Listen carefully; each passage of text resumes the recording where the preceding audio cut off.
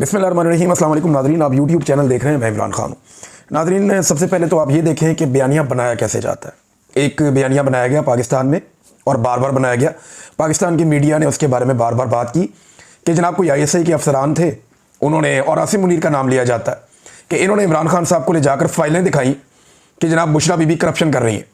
तो इमरान खान साहब ने उस पर तवज्जो नहीं दी। अच्छा, एक बयानिया ये है कि ISI के अफसरान ने इमरान खान को मुबैना तौर पर ये दावा किया जा रहा है कि फाइलें दिखाई और इमरान खान साहब ने कोई एक्शन नहीं लिया। अब दूसरा दावा, ये जो आर्टिकल छपवा दिया गया, इसके अंदर ये किया जा रहा है कि बुशरा बीबी ISI के लिए काम करती थी और वहां से मालूमात लेकर इमरान खान साहब के ऊपर जो है वो मामला करती थी और उनको गुमराह करती थी या उनके फैसलों के ऊपर असरअंदाज होती थी। अच्छा, एक तरफ कह रहे हैं कि जनाब एजेंसियों ने बुशरा बीबी की करप्शन पकड़ के इमरान खान को दी, दूसरी तरफ कह रहे हैं कि नहीं जी नहीं, बुशरा बीबी एजेंसियों के लिए काम करती थी और वो इमरान खान को इंफॉर्मेशन देती थी। अंदाजा करें आप, इनको बयानिया भी नहीं बनाना आता भाई। अगर एक बयानिया बनाना है, दूसरे का बेड़ा गर्क हो जाता है, दूसरा बनाना है, पहले का बेड़ा गर्क हो जाता है। तो सोच समझ के काम करना चाहिए। जब बहुत बुरे हालात हो जाते हैं ना, बेड़ा ही गर्क हो जाता है, तो तब फिर बयानिया भी इसी तरह के बनते हैं, 2 नंबर किस्म के, फ्रॉड किस्म के बयानिए। अब ये एक आसिम मुनीर साहब ने एक स्टेटमेंट दिया था माजी में। ये उनका स्टेटमेंट है, जनवरी 2024 का उनका स्टेटमेंट है। 25 जनवरी को उन्होंने स्टेटमेंट दिया 2024 को, इलेक्शन से पहले। उन्होंने कहा था $5 लाख देकर द इकोनॉमिस्ट या गार्डियन, इन दोनों समेत किसी भी बैन अवी जरीदे में कॉलम छपवाया जा सकता है। तो आसिम मुनीर साहब को इस बात का पता था, या वो ये जानते हैं या वो ये मानते हैं कि पैसा दो और बड़े बड़े बैन अवी अखबारात के अंदर कॉलम छपवा दो, ये आर्टिकल छपवा दो। अब इसमें जो है वो नजम सेठी साहब ने एक इंकशाफ किया। नजम सेठी साहब कहते हैं कि जो इकोनॉमिस्ट के अंदर नहीं लिखा गया आर्टिकल, इकोनॉमिस्ट बहुत बड़ा एक जरीदा है, वो ये कहते हैं उसका एक डिजिटल प्लेटफॉर्म है, और वाकई है भी यही है कि 1843 ये जो डिजिटल प्लेटफॉर्म है 1843, इसमें ये छाप दिया गया है। और नॉर्मली यहाँ पे इस किस्म की चटपटी खबरें जो हैं वो छाप दी जाती हैं। अच्छा, इस खबर को संजीदा जरूर लिया जाता है अगर 1-2 दिन जो मुसन्निफ हैं, जो खातून हैं जिन्होंने ये आर्टिकल लिख के वहाँ पर छाप दिया, अगर वो खामोश रहती तो। लेकिन वो आ गई मीडिया पर, उन्हें मौका मिल गया, वो मीडिया पर आई, मीडिया पर आके उन्होंने बातचीत शुरू कर दी। एक तो उनका सारा पहले ही ये मामला खुल गया कि PMLN के साथ उनके दरीना ताल्लुकात हैं और उनकी हमदर्दियां नून लीग के साथ हैं। मरीम नवाज के बारे में बड़े अच्छे उनके ट्वीट्स हैं, PMLN को वोट करो, इसको वो रीट्वीट करती रही हैं। तो उन्हें PMLN बतौर पार्टी बहुत पसंद है। और यहाँ मुबैना तौर पे कुछ लोग ये भी कह रहे हैं कि 2017 में इलेक्शन से पहले जब PMLN का दौर था, ये खातून कोई फंड रेजिंग के लिए गई थी, इन्हें कोई एक पोर्टफोलियो भी मिला था और ये बरतानिया गई थी और ऑफिशियल इनका विजिट था, इनको हेड बनाया गया था एक पूरी एक टीम का। तो वहां पे भी इनका मामला है और सोशल मीडिया के अंदर ये सारी चीजें आ रही हैं। हाई कमीशन ने इनके हवाले से कुछ चीजें डिलीट भी की हैं, ये भी दावा किया जा रहा है। अच्छा, जब ये खातून को सुना ना, तब कुछ चीजें मजीद सामने आ गई। एक तो ये बात सामने आ गई कि इन्होंने ये जो सारी खबर बनाई है या आर्टिकल लिखा है, ये काम अब से शुरू नहीं हुआ। ये गुज़िश्ता साल जब बुशरा बीबी इमरान खान साहब की रिहाई के लिए एक तहरीक लेकर निकली थी, ये मामला तब शुरू हुआ था नवंबर में। और तब इन्होंने इसके ऊपर काम शुरू किया था कि अगर ये मामला आगे बढ़ता है तो ये आर्टिकल हम छाप देंगे। लेकिन फिर ज़रूरत नहीं पड़ी, 26 नवंबर हो गया, कत्लेआम, मामला किसी और तरफ मुड़ गया, बाद में ज़रूरत नहीं पड़ी। और अभी क्योंकि 27वीं आईनी तरमीम है, तो मुझे ऐसा लगता है कि 27वीं आईनी तरमीम से जो असल मसला, उससे तवज्जो हटाने के लिए, असल मसला क्या है? असल मसला यह है कि पाकिस्तान के सदर ने और पाकिस्तान के आर्मी चीफ ने, दोनों ने ताहयात इस्तिस्ना ले लिया है। और उलमा इकराम, जो जय्यद उलमा इकराम है, उनके बकौल ये अमल गैर इस्लामी और गैर शरई है, यानी इस्लाम में इसकी गुंजाइश नहीं है। हमारे आर्मी चीफ ने और हमारे सदर पाकिस्तान ने, आसिम मुनीर साहब और जरदारी साहब, इन दोनों ने ताहयात इस्तिस्ना आइन के अंदर ले लिया है, जबकि ना इस्लाम इसकी इजाज़त देता है, ना शरीयत इसकी इजाज़त देती है। ये गैर इस्लामी है, गैर शरई है। और ये मैं नहीं, जय्यद उलमा इकराम कुरान और हदीस की रोशनी में बता रहे हैं। अब इससे तवज्जो हटाने के लिए अदलिया का भी बेड़ा गर्क कर दिया, पल्ले ही कुछ नहीं बचा अदलिया के। तो इन चीज़ों से तवज्जो हटाने के लिए मुझे लगता है कि ये मामला मोड़ के इस तरफ लाया गया और ये आर्टिकल बेटाइमा ही छाप दिया गया और पाकिस्तान के मीडिया को सबको मजबूर कर दिया गया कि जनाब ये आर्टिकल छप गया है 1843 में, ये जो डिजिटल प्लेटफॉर्म है इकोनॉमिस्ट का, वहां पे तो आप उठा के सब इसके ऊपर भरपूर किस्म की कवरेज करें। तो खोदा पहाड़ निकला चूहा। जब ये खातून का इंटरव्यू किया गया, चंद चीजें पता चली कि पिछले साल बनाया था, अब छाप दिया गया। फिर पता चला कि जनाब इसके अंदर जो फैक्ट्स हैं वो उन्होंने सोशल मीडिया से और दूसरे मीडिया से, इधर उधर से जो पाकिस्तान में चेमगोइयां होती हैं वहां से उठाएं। जब उनसे पूछा गया सबूत लेकर आओ, सबूत उनके पास था कोई नहीं। अब नईम हैदर पंजूता साहब एक उभरते हुए सियासतदान है, नौजवान है, वो बैठे हुए थे एक शो में, उन्होंने जितने सवाल किए बीबी के पास एक भी जवाब नहीं था। मैं देख रहा था कि एक बेबसी थी, वो साबित नहीं कर पा रही थी कि जो उन्होंने लिखा उसको वो उसको प्रूफ नहीं कर पा रही थी। तो अब पाकिस्तान तहरीक इंसाफ के पास मुझे लगता है कि ऐसा एक मौका है, या इमरान खान साहब की फैमिली के पास, कि वो इस मामले को लेकर बरतानिया की अदालत में केस कर सकते हैं। क्योंकि ये स्टोरी जो है वो इसी तरह से छापी गई है कि वहाँ से ये बात, वहाँ से ये बात, वहाँ से ये बात, अपने तौर पे कोई ऐसी तहकीक वो नज़र नहीं आ रही, या कुछ सबूतों की बात की गई हो कि हमारे पास सबूत है, इसके कुछ दिखाई नहीं दे रहा, भी उसने ये कह दिया, उसने ये कह दिया, वहाँ से ये पढ़ दिया, यहाँ से ये पढ़ दिया, ये इस किस्म की स्टोरी है। लेकिन इसके अंदर क्योंकि एक बदनामी हुई है, इसको एस्टेब्लिश करके, यानी 2 मरलों में होगा। सबसे पहले ये होगा कि अदालत में ये केस किया जाएगा कि जनाब ये हमारे साथ किया गया। पहले इसके ऊपर आप देखें कि ये डेफेमेशन है, तो जब अदालत कहेगी जी बिल्कुल डेफेमेशन है, तो फिर उसको कहा जाएगा कि अब आपने ये इल्ज़ाम लगाए, ये साबित करें। तो ये इल्ज़ाम कैसे कोई साबित करेगा, होते उनके पास तो वो अदालत में बता देती, लेकिन अदालत में भी वो कुछ बताने में कामयाब नहीं हुई, बल्कि नाकाम हुई। तो नाज़रीन, एक और चीज़ यहाँ पे सामने आती है। आसिम मुनीर साहब को जब डीजी आईएसआई के ओहदे से हटाया गया, तो ये बात इमरान खान साहब ने भी बताई थी और जुल्फी बुखारी ने भी बरतानिया में ये बात कंफर्म की थी। उन्होंने ये कहा था कि जब आसिम मुनीर साहब को डीजी आईएसआई के ओहदे से इमरान खान साहब के दौरे हुकूमत में हटाया गया, तो उन्होंने बुशरा बीबी से बात करने की दरख्वास्त की थी कि मेरा बुशरा बीबी से रब्ता करवाया जाए। अब रब्ता इसीलिए ना, वो बातचीत हो जाए, मेरी रास्ता मेरा बच जाए, ओहदे से हटाया जा रहा है वो ना हटाया जाए। लेकिन बुशरा बीबी ने मुलाकात नहीं की, या मुस्तरद कर दिया मुलाकात की जो एक उनकी दरख्वास्त थी उसको। अब उसके बाद आप देखेंगे बुशरा बीबी के खिलाफ इस निज़ाम में पूरी एक नफरत है। ये जो आर्टिकल नादरीन अभी आपने पढ़ा, इससे मिलती जुलती चीज़ें जब मैं आईएसआई की कैद में था तो उन्होंने मुझे भी दी थी, बल्कि उसके अंदर पॉइंट्स उन्होंने मुझे लिखवा के, बल्कि खुद लिख लिख के दिए थे। उन्होंने कहा था जी इसके ऊपर आपने पूरी एक वीडियो बनानी है इन पॉइंट्स के ऊपर। मैंने कहा जी मैं जानता ही नहीं इन बातों को। तो इस तरह की बहुत सारी चीज़ें आईएसआई के लोग मजबूर करते थे कि आप लोग ये बोलें, ये स्टेटमेंट आप दें। मैंने वो स्टेटमेंट नहीं दिया, लेकिन वो इससे मिलता जुलता ही था कि जनाब वो जादू करती हैं, तो वो टूना करती हैं, तो उनको जो है उनका एक तरीकाकार है वो, और बहुत गंदी बातें इसके अलावा भी थी जो इस आर्टिकल में भी नहीं है, बहुत सारी गंदी बातें। तो वो उस वक्त मुझे मजबूर कर रहे थे कि ये बात कहो। तो उससे मुझे अंदाज़ा हुआ कि ये आईएसआई के लोग जो है, या इनको कहा गया है या ये खुद से कर रहे हैं, ये बुशरा बीबी पर बहुत गुस्से में और ये एजेंसी उनके बहुत खिलाफ है। उस वक्त मुझे इस बात का आइडिया हुआ था। चंद चीज़ों का जिनका मुझे आइडिया हुआ, ये हुआ कि बुशरा बीबी के ये लोग बहुत खिलाफ हैं। एक, मुझे पता चला कि अरशद शरीफ के केस में बहुत डरे हुए हैं। दूसरा, ये जनरल फैद हमीद और इमरान खान साहब, इन दोनों के बड़े खिलाफ हैं, और जनरल फैद हमीद पे बहुत गुस्सा है ये मौजूदा एस्टेब्लिशमेंट को। तो भाई वो आपस की लड़ाई है, लड़ो आपस से जितना मर्जी।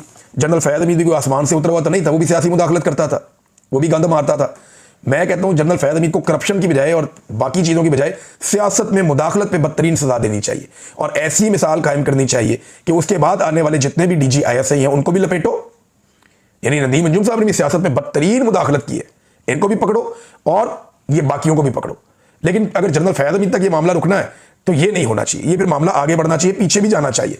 सबको पकड़ो, इनकी कब्रों के ट्रायल करो। ये जो जर्नैल पाकिस्तान को मार्शल लगा लगा के बेड़ा गर्क करके गए ना, जिन्होंने पाकिस्तानियों को जंगों के अंदर झोंक दिया, गैरों की जंगों में, और आग लगाई पूरे पाकिस्तान में, इन सबसे आज भी जवाब मांगा जाना चाहिए। तो बहरहाल बुशरा बीबी पे गुस्सा तो बहुत था, ये तो मैंने फील भी किया था, और अब एक आर्टिकल भी आ गया आपके सामने। लेकिन इससे फर्क क्या पड़ा? इमरान खान साहब की इज्जत को कोई फर्क पड़ा? तो बज़ाहिर ऐसा कुछ नहीं हुआ। या 3.5 साल हो गए रजीम चेंज ऑपरेशन को, 3.5 साल से भी ज़्यादा हो गए। अगर मामला बार बार घूम के इमरान खान साहब की खानगी ज़िंदगी पे ही आता है, तो जाओ भाई जाके अडयाला जेल में माफ़ी मांग लो इमरान खान से, और क्या करना है। यानी अगर घूम फिर के मामला बार बार इमरान खान साहब की खानगी ज़िंदगी, उनकी निजी ज़िंदगी, उनकी बीवी, इन मामलों पे आना है, तो भाई जाके इमरान खान से माफ़ी मांग लो। आपको इस लेवल की घटिया लड़ाई लड़ना जेब ही नहीं देता, ये होना ही नहीं चाहिए, इसकी कोई गुंजाइश नहीं होनी चाहिए। नाज़रीन, मंसूर अली शाह साहब, क्योंकि अब देखें ना जजेस इस्तीफे दे रहे हैं, बहुत सारी जगहों से खबरें आ रही हैं, और आहिस्ता आहिस्ता जो जजेस पहले इस्तीफे दे चुके हैं वो बात करना शुरू हो गए। वकला के अंदर एक बेचैनी पैदा हो रही है। पाकिस्तान तहरीक इंसाफ दूसरी जानिब खैबर पख्तूनख्वा में एक पूरा माहौल बना रही है एहतजाज का। आहिस्ता आहिस्ता वो मोमेंटम गेन कर रहे हैं, आहिस्ता आहिस्ता मोमेंटम गेन कर रहे हैं। अब ये वो मोमेंटम जो पिछले साल था वो बहुत ऊपर चला गया था, लेकिन अब सुहेल अफरीदी कोशिश कर रहे हैं, कभी वो यूथ के पास जाते हैं, अभी वो मालाकंड साइड पे गए हैं, वहाँ जाके उन्होंने एक जलसा किया है, वहाँ उनके साथ सुहेल अफरीदी के साथ मौजूद थे जुनैद अकबर भी, बाकी लोग भी। तो ये आहिस्ता आहिस्ता नौजवानों को मुतहर्रिक कर रहे हैं मुख्तलिफ इलाकों में, मुख्तलिफ अजला में, और जलसों में लोगों की तादाद आहिस्ता आहिस्ता बढ़ रही है। हालांकि जब आखिरी जलसा अली अमीन गंडापुर के दौर में हुआ था तो पंजाब से भी बेशुमार लोग आए थे, इमरान खान साहब की कॉल थी, लेकिन लोगों की अली अमीन गंडापुर में वो दिलचस्पी नहीं थी। उस दिन मुझे आइडिया हो गया था कि इनका रहना बहुत मुश्किल है। तो अब नया वज़ीर आला है, आहिस्ता आहिस्ता मोमेंटम बन रहा है एक तरफ, दूसरी तरफ वकला भी मुतहर्रिक हो रहे हैं। उन्हें लगता है कि अदलिया में कोई बेहतरी की जो उम्मीद बाकी थी वो ख़त्म हो गई है और अब वो अदलिया मौजूद नहीं है जो पूरी दुनिया में है। पाकिस्तान में अदलिया को कंप्रोमाइज़ कर दिया गया है और हुकूमत का एक झेली इदारा बना दिया गया है। यहाँ पे जस्टिस मंसूर अली शाह साहब अपना पहला खिताब कराची में करेंगे वकला से, और वहाँ पे जो वकला तंजीमें उन्होंने फैसला किया कि उनका बेहतरीन इस्तकबाल किया जाएगा। अब सवाल ये पैदा होता है कि क्या वकला मौजूदा फस्तायत के खिलाफ भरपूर तरीके से खड़े हो पाएंगे। मैं एक चीज़ आपको बताता हूँ कि जब परवेज़ मुशर्रफ का दौर था और वकला एक तहरीक चली थी, वो अब तक की सबसे तगड़ी और बड़ी वकला तहरीक थी, तो उसमें आप चंद चीज़ें याद रखिएगा कि बड़े बड़े वकला के नाम थे। दूसरा, उसके पीछे फंडिंग बड़ी इन्वॉल्व थी, यानी पीपल्स पार्टी, PMLN, फिर इनकी बड़ी बड़ी फंडिंग होती है, तो उसके पीछे पैसा फंडिंग बहुत बड़े पैमाने पर इन्वॉल्व थी। दूसरा, एस्टेब्लिशमेंट का एक पूरा हिस्सा वो सपोर्ट भी कर रहा था वकला तहरीक को। इन चीज़ों की मौजूदगी में वकला ने बड़ी शानदार तहरीक चलाई थी। मैं ये नहीं कह रहा कि सारी कंप्रोमाइज़ से, लेकिन मैं ये कह रहा हूँ कि कहीं ना कहीं एस्टेब्लिशमेंट में नरमी थी एक हिस्से में कि ठीक है ये अपना काम करें, थोड़ी गुंजाइश मौजूद थी। दूसरा, पैसा बड़े पैमाने पर इस्तेमाल किया गया था और काला कोट छा गया था उसके बाद। अब जो है वो क्या ये सारा कुछ हो पाएगा?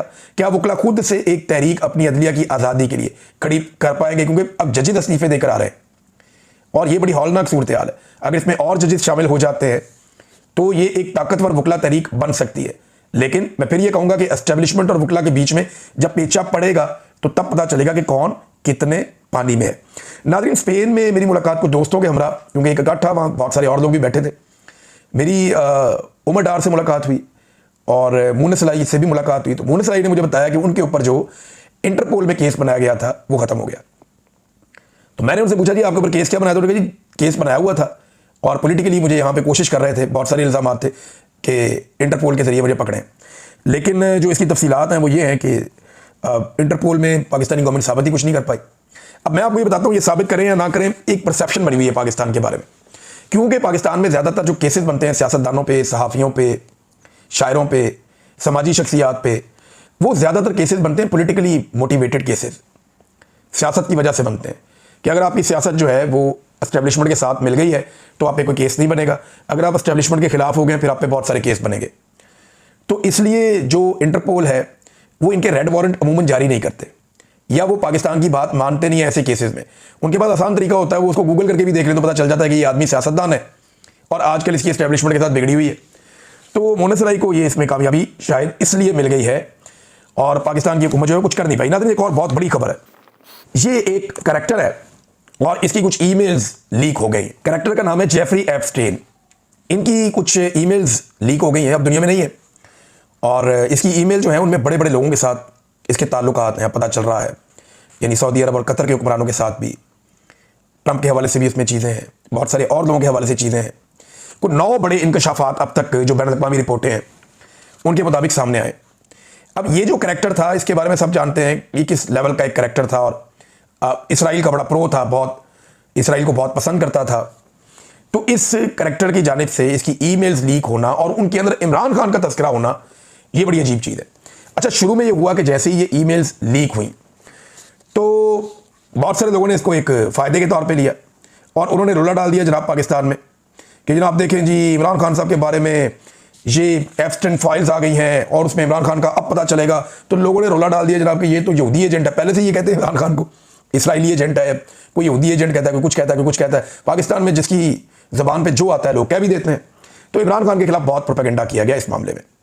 लेकिन जब ये सारी तफसीलात सामने आई और इसके ऊपर बैनुल अक़वामी कुछ सहाफ़ियों ने रिपोर्ट किया तो फिर सब की आंखें खुली की खुली रह गई। अब हुआ क्या, इन फाइल्स के अंदर इमरान खान को इंतहाई मजहबी और खुमैनी की तरह या सदर शी जिनपिंग की तरह जो चाइना के सदर हैं, या उर्दवान की तरह जो तुर्की के सदर हैं, या जो रशिया के प्रेसिडेंट है प्यूटन, उनकी तरह, यानी वो कहा गया ये उनसे भी एक हाथ आगे है इमरान खान। ये आदमी इमरान खान के बारे में कह रहा है और इनके ख्यालात जो है वो मगरिब की एलीट को नफरत की हद तक तकलीफ देते हैं। अब आप ये देखें कि इमरान खान से सहूनियत को क्या खतरा था, लीक ईमेल में बड़ा इंकशाफ। ये रज़ी ताहिर साहब लिख रहे हैं। जेफरी एप्स्टेन की लीक होने वाली 31 जुलाई 2018 की ईमेल्स के मुताबिक उन्होंने लिखा कि पाकिस्तान में Imran Khan, Erdogan, Khamenei, Xi Jinping और प्यूटन से भी ज़्यादा अमन के लिए बड़ा खतरा है। एप्स्टेन ने इमरान खान के वज़ीर आज़म बनने को वाकई बुरी खबर भी करार दिया था। और ये भी मैं आपको बताता हूँ कि जेफरी एप्स्टेन जो है इनके बारे में ये क्लेम किया जाता है कि ये मोसाद की ईमा पर दुनिया भर के सियासतदानों के साथ इनका वो मामला चलता रहता था। ये इस किस्म की चीज़ जो है वो भी रिपोर्ट हुई है। तो आप अंदाज़ा करें कि इमरान खान साहब की हुकूमत कैसे गिरी और क्यों गिरी, और वो कौन लोग थे जो इमरान खान साहब को पहले दिन से ही नापसंद करते थे। अब काफ़ी चीज़ें क्लियर होती जा रही। देखें, जनरल बाजवा को क्या चाहिए था? एक्सटेंशन। जनरल बाजवा को एक्सटेंशन मिली नहीं। इमरान खान साहब ने दूसरी मरतबा पहले दे दी थी, दूसरी मरतबा इमरान खान साहब ने कहा मैं नहीं देता, तो बाजवा साहब ने कहा मैं नून लीग से ले लूंगा। उन्होंने उधर डील मारी, उन सबको इकट्ठा कर दिया और आलमी सपोर्ट उन्होंने ले ली इमरान खान साहब के खिलाफ लॉबिंग करवा के। अब इमरान खान साहब जो हैं वो लग गए दीवार के साथ, फिर उनकी हुकूमत गिरा दी गई। तब से लेकर अब तक पाकिस्तान चल नहीं पा रहा। अभी दोबारा पेट्रोलियम मसनूआत की कीमतों में 6 रुपए का इजाफा कर दिया। ये पाकिस्तानियों को एक के बाद एक इस तरह का तोहफा दिया जाता है। नाज़रीन, फैसल भाटा साहब भी वही बात करते हैं जो हम करते हैं, तरीक़ाकार अलग है। हमारे कुछ टाउट दोस्त हैं वो भी यही बात करते हैं जैसे हम बात करते हैं, एक जैसी बात करते हैं।